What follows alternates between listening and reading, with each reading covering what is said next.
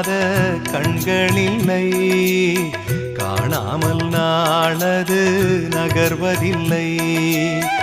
கண்ணன் என்றாலும் கள்வன் என்றாலும் கருணை புரிவான் ஸ்ரீ கிருஷ்ண பகவான்.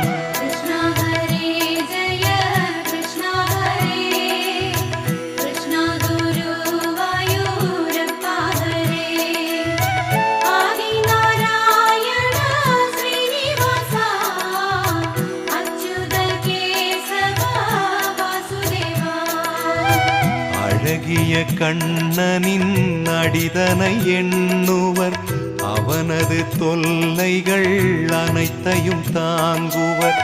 வெண்ணையை திருடிய கண்ணனின் லீலையை கண்டு ரசிப்பதே